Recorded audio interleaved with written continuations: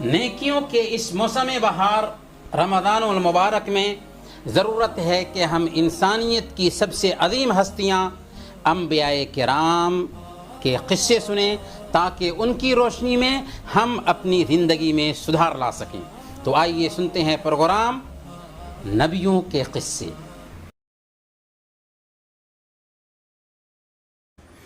الحمد للہ رب العالمین والصلاة والسلام على قائد الغر المحجلین نبینا محمد وعلى آلہ وصحبہ اجمعین وبعد۔ محترم ناظرین، السلام علیکم ورحمۃ اللہ وبرکاتہ۔ پروگرام نبیوں کے قصے میں آپ سب کا استقبال ہے۔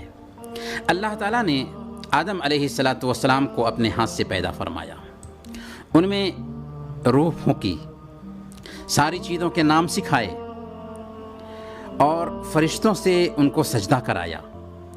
سارے فرشتوں نے آدم علیہ السلام کو سجدہ کیا، صرف ابلیس نے سجدہ کرنے سے انکار کیا تھا۔ چنانچہ اس پر اللہ کا غضب ٹوٹا اور ہمیشہ کے لیے دھتکار دیا گیا۔ تب ابلیس نے اللہ سے دعا کی۔ جی ہاں، ابلیس بھی مانگتا ہے تو صرف اللہ تعالیٰ سے ہی مانگتا ہے۔ رب فانظرنی الی یوم یبعثون، میرے رب یہ بات ہے تو پھر مجھے اس روز تک کے لیے مہلت دے جب کہ سارے انسان دوبارہ اٹھائے جائیں گے۔ اللہ نے اس مردود کی بھی دعا قبول کر لی، اس طرح وہ قیامت کے دن تک زندہ رہے گا۔ اس وقت اس نے انسانوں کے ساتھ جنگ کا اعلان کرتے ہوئے کہا تھا، قال فبما اغویتنی لأقعدن لهم صراطك المستقیم ثم لآتینهم من بین ایدیہم ومن خلفہم وعن ایمانہم وعن شمائلہم ولا تجد اکثرہم شاکرین۔ اچھا، تو جس طرح تو نے مجھے گمراہی میں مبتلا کیا، میں بھی اب تیری سیدھی راہ پر ان کے گھات میں لگا رہوں گا، آگے اور پیچھے، دائیں اور بائیں، ہر طرف سے ان کو گھیروں میں رکھوں گا اور تو ان میں سے اکثر لوگوں کو شکر گزار نہ پائے گا۔ اللہ تعالیٰ نے کیا فرمایا؟ نکل جا یہاں سے ذلیل اور رسوا ہو کر، اور یاد رکھ ان میں سے جو تیری پیروی کریں گے تجھ سمیت ان سب کو جہنم رسید کر دوں گا۔ پھر آدم اور حوا علیہ السلام جنت میں بسائے گئے اور اللہ تعالیٰ نے آدم اور حوا سے کہا، وَيَا آدَمُ اسْكُنْ أَنْتَ وَزَوْجُكَ الْجَنَّةَ فَكُلَا مِنْ حَيْثُ شِئْتُمَا وَلَا تَقْرَبَا هَذِهِ الشَّجَرَةَ فَتَكُونَا مِنَ الظَّالِمِينَ، اور اے آدم، تو اور تیری بیوی دونوں اس جنت میں رہو جہاں جس چیز کو تمہارا جی چاہے کھاؤ پیو، مگر اس درخت کے پاس نہ پھٹکنا ورنہ تم ظالموں میں سے ہو جاؤ گے۔ لیکن شیطان جو ہمارا ازلی دشمن ہے، جس نے قسم اٹھا رکھی تھی کہ آدم اور اس کی ذریت کو گمراہ کرنے میں کوئی دقیقہ فروگزاشت نہیں کرے گا، کوئی کوشش نہیں گنوائے گا، اب اسے موقع ملا۔ چنانچہ وہ آدم اور حوا کے پاس آیا اور انہیں بہکانے لگا، چکنی چپری باتوں میں انہیں پھنسانے لگا۔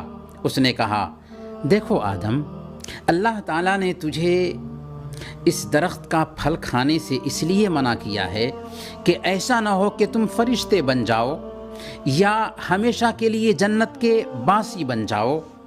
اپنی بات کو اس نے پختہ کرنے کے لیے قسم بھی اٹھائی۔ اس نے کہا، وَقَاسَمَهُمَا إِنِّي لَكُمَا لَمِنَ النَّاصِحِينَ، اس نے قسم کھا کر ان سے کہا کہ میں تمہارا سچا خیر خواہ ہوں، ہمدرد ہوں، میں تمہاری ہی بھلائی کے لیے کہہ رہا ہوں۔ وہ مسلسل بہکاتا رہا یہاں تک کہ آدم اور حوا شیطان کے پھندے میں پھنس گئے اور درخت کا پھل کھا لیا۔ پیارے بھائیو، سوچو کیسی پلاننگ کے ساتھ شیطان نے آدم اور حوا کو بہکایا تھا، آج تک ہمیں بھی بہکاتا آ رہا ہے، اور ہم ہیں کہ اس کے بہکاوے میں آ کر اپنی عاقبت کو خراب کر رہے ہیں۔ برکیف آدم اور حوا نے جو ہی درخت کا پھل منہ میں رکھا، ان کے سطر ایک دوسرے کے سامنے کھل گئے۔ شرم و حیا چونکہ انسان کے نیچر میں، انسان کی فطرت میں داخل ہے، اسی لیے آدم اور حوا دونوں اپنے اپنے جسم کو جنت کے پتوں سے ڈھانپنے لگے۔ تصور کرو، معمولی ایک گناہ ہمارے چھپے راز کو ظاہر کر سکتا ہے، اس لیے گناہ کو معمولی نہ سمجھیں۔ آدم اور حوا کو احساس ہو چکا تھا کہ ہم نے اللہ کی نافرمانی کی ہے، ابلیس کے پھندے میں پھنس چکے ہیں۔ تب اللہ نے پکارا، الم انہکما ان تلکما الشجرہ واقل لکما ان الشیطان لکما عدو مبین۔ اے آدم، تو نے یہ کیا کیا؟ کیا میں نے تمہیں اس درخت سے نہ روکا تھا اور نہ کہا تھا کہ شیطان تمہارا کھلا دشمن ہے؟ لیکن آدم اب کیا کر سکتے تھے؟ غلطی تو ہو چکی تھی۔ اللہ نے اس غلطی کے سزا کے طور پر آدم اور حوا دونوں کو جنت سے محروم کر دیا اور دکھوں کی جگہ زمین پر آباد کیا۔ ذرا غور کیجئے، غلطی معمولی ہے، لیکن اسی غلطی کے پاداش میں آدم اور حوا دونوں کے دونوں جنت کی پرکیف نعمتوں سے محروم کر دیے گئے اور دھرتی پر اتار دیے گئے۔ اب اگر ہم اسی جنت میں جانے کے خواہش مند ہیں تو کیا گناہوں پر گناہ کر کے اس جنت میں جا سکتے ہیں؟ قطعاً نہیں۔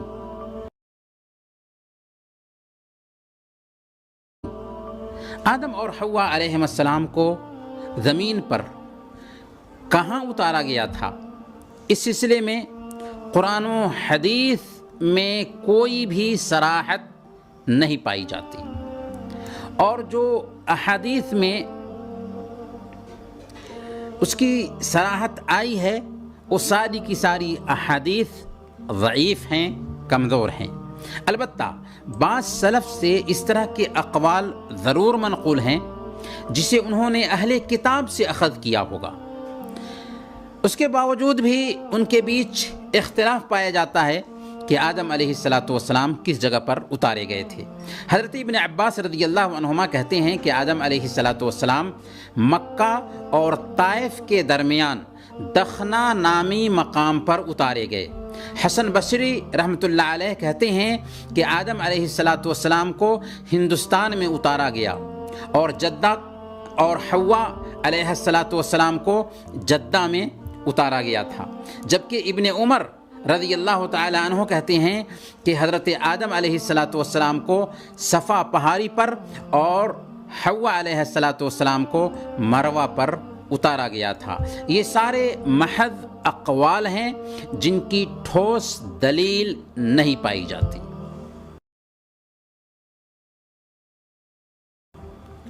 آدم علیہ السلام زمین پر اتر چکے تھے اور غلطی پر شرمندہ، نادم اور پشیمان تھے، لیکن معافی کیسے مانگیں سمجھ میں نہیں آ رہا تھا۔ اللہ رب العالمین نے کچھ کلمات سکھائے، چنانچہ ان کلمات کے ذریعہ آدم علیہ السلام نے دعا کی۔ وہ کلمات کیا تھے؟ ربنا ظلمنا انفسنا وان لم تغفر لنا وترحمنا لنکونن من الخاسرین۔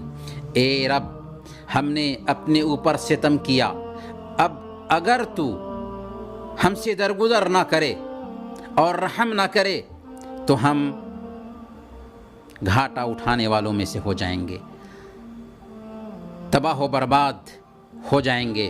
چنانچہ آدم اور حوا دونوں نے اللہ سے معافی مانگی اور اللہ تعالیٰ نے ان کی غلطی کو معاف کر دیا۔ اس طرح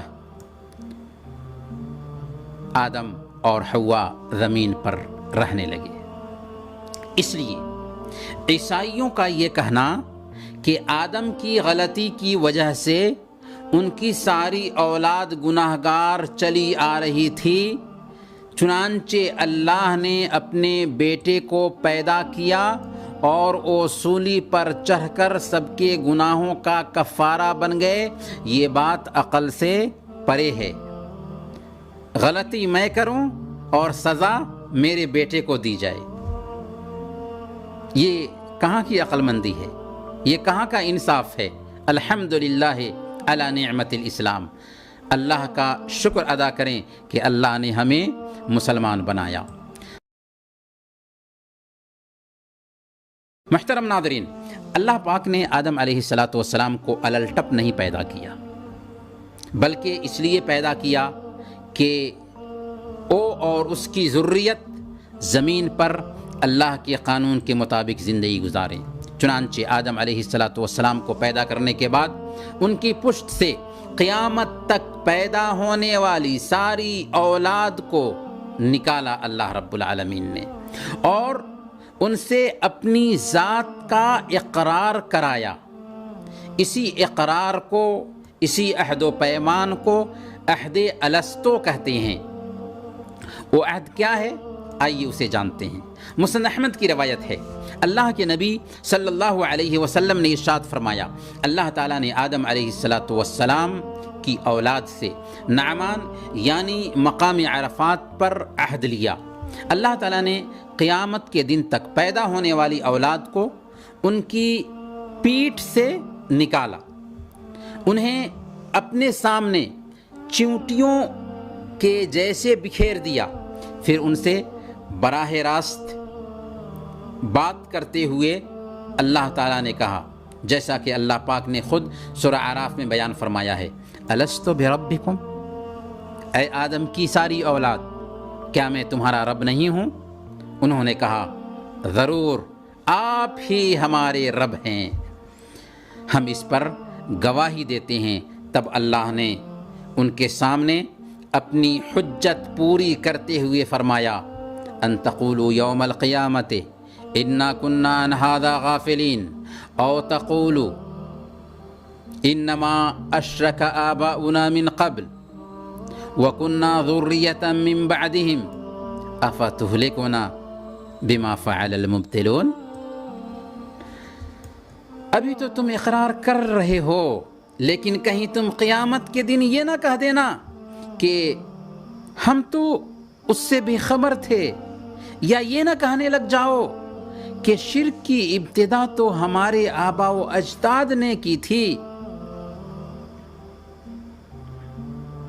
اور ہم بعد کو ان کی نسل میں پیدا ہونے والے لوگ تھے، پھر کیا تو اے اللہ ان کے قصوروں کے بدلے ہمیں پکڑ رہا ہے؟ جو غلط کار لوگ تھے، جو غلطیاں کرنے والے تھے، یہ اس بات کا اصل میں اعلان تھا کہ قیامت کے دن تک پیدا ہونے والی اولاد کا دین اسلام ہی ہوگا، ایک ہی دین ہوگا جس کا معاہدہ اللہ پاک نے آدم کے بیٹوں سے کیا تھا۔ اللہ تعالیٰ نے صرف اس اقرار پر بس نہیں کیا کہ اپنے وجود کا اقرار کرا لیا اولاد آدم سے اور بس، بلکہ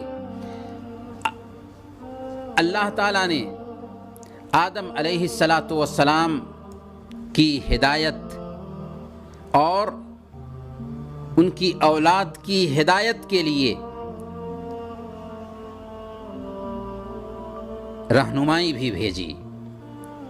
چنانچہ آدم علیہ السلام سے اللہ تعالیٰ نے فرمایا، دیکھو آدم، اسی عہد و پیمان کی یاد دلانے کے لیے تیرے اور تیری اولاد کے پاس ہر دور میں میری ہدایت آتی رہے گی۔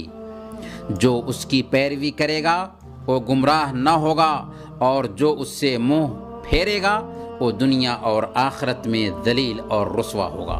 چنانچہ انسانوں کی ہدایت اور رہبری کے لیے 1,24,000 انبیاء کرام بھیجے گئے، جنہوں نے انبیاء کی تعلیمات کو فالو کیا، اپنایا، وہ دنیا میں سرخرو ہوئے، اور جنہوں نے انبیاء کی تعلیمات کو جھٹلایا وہ ذلیل اور رسوا ہوئے۔ اسی سلسلۃ الذہب کی آخری کڑی احمد مجتبیٰ محمد مصطفیٰ صلی اللہ علیہ وسلم ہیں، جن کو قیامت کے دن تک سارے جن و انس کے لیے پاکیزہ شریعت دے کر بھیجا گیا۔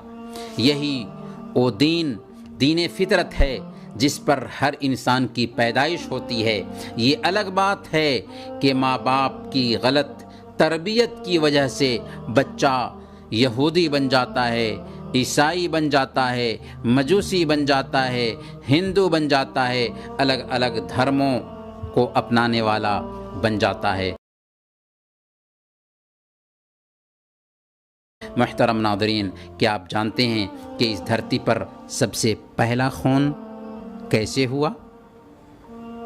اللہ پاک نے حضرت آدم علیہ السلام اور حوا علیہ السلام سے نسل چلائی، جن کی اولاد بہت زیادہ پھیل گئی۔ انہی میں سے حابیل اور قابیل آدم علیہ السلام کے 2 بیٹے تھے۔ حابیل نیک طبیعت کا تھا اور قابیل بری طبیعت کا تھا۔ ایک مرتبہ حابیل اور قابیل دونوں بھائیوں نے اللہ کے لیے نذر، قربانی اور صدقہ پیش کیا۔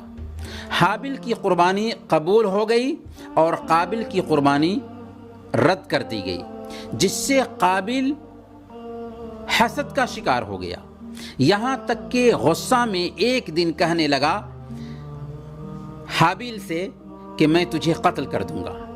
حابیل نے کہا اگر تم مجھے قتل کرنے کے لیے ہاتھ اٹھاؤ گے تو میں تیرے قتل کی طرف ہرگز ہاتھ نہیں اٹھاؤں گا، مجھے اللہ کا ڈر ہے، میں تو چاہتا ہوں کہ میرا گناہ اور اپنا گناہ اپنے سر پر رکھ لے اور دوزخیوں میں شامل ہو جائے۔ ظالموں کا یہی بدلہ ہے۔ اس نصیحت کا قابل پر کچھ بھی اثر نہ ہوا اور وہ اپنی خواہشات کے پیچھے پڑا رہا، یہاں تک کہ اس نے اپنے سگے بھائی کا خون کر دیا۔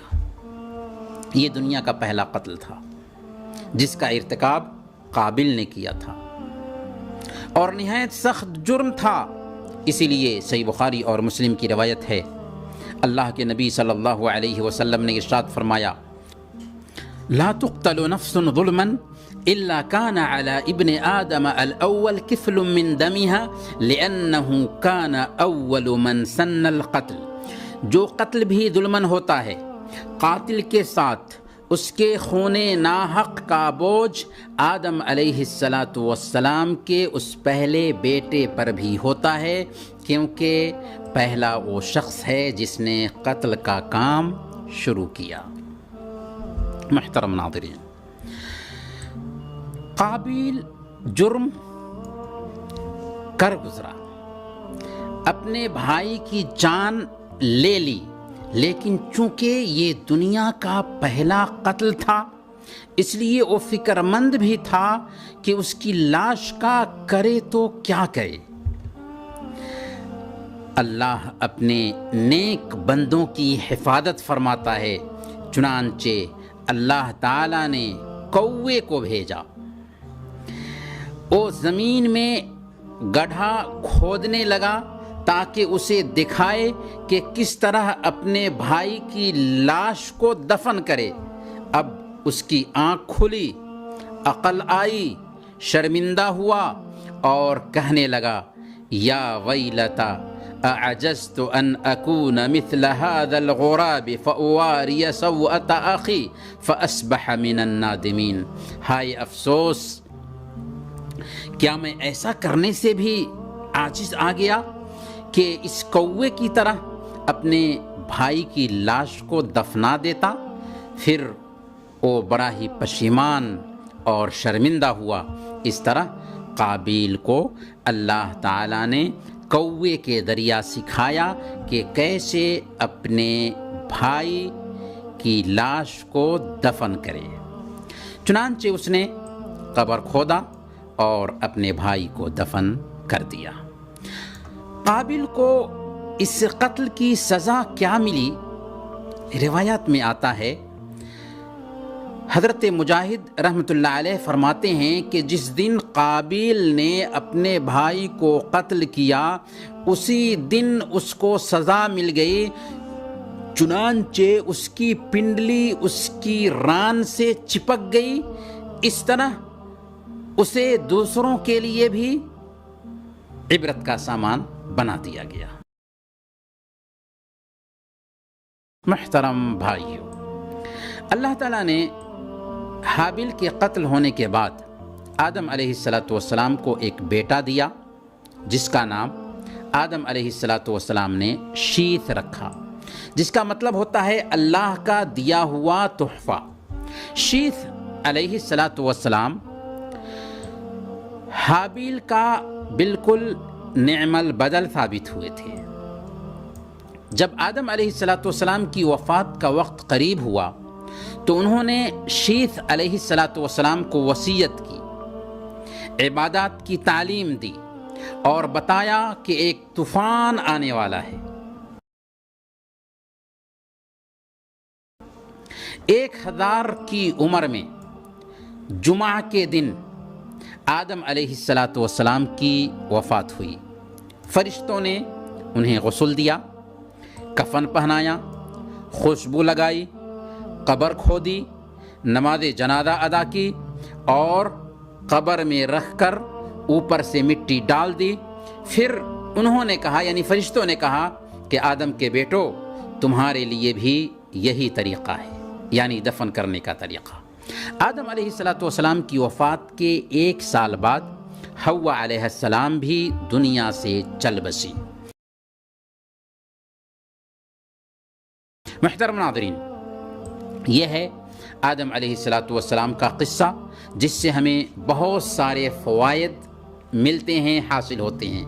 اس میں ہمیں انسان کی تعظیم اور تکریم کا پتہ چلتا ہے کہ اللہ نے اپنے ہاتھ سے آدم علیہ السلام کو پیدا کیا، آدم علیہ السلام کو بنایا، ان کے اندر روح پھونکی، چیزوں کے نام سکھائے اور فرشتوں سے سجدہ کرایا۔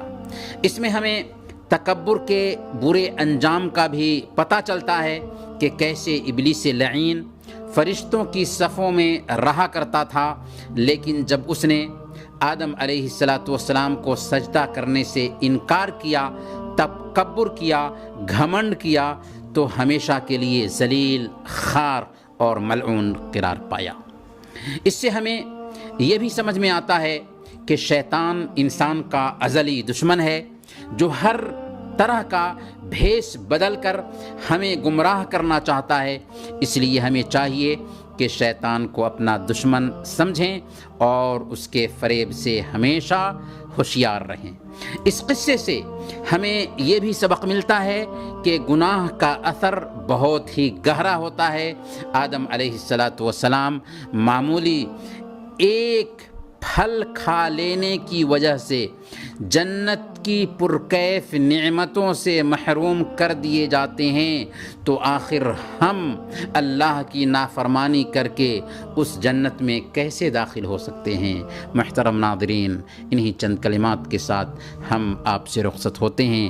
اگلے ایپیسوڈ میں پھر ملیں گے، تب تک کے لیے اجازت دیجیے۔ وصلی اللہ علی نبینا محمد وعلی آلہ وصحبہ اجمعین۔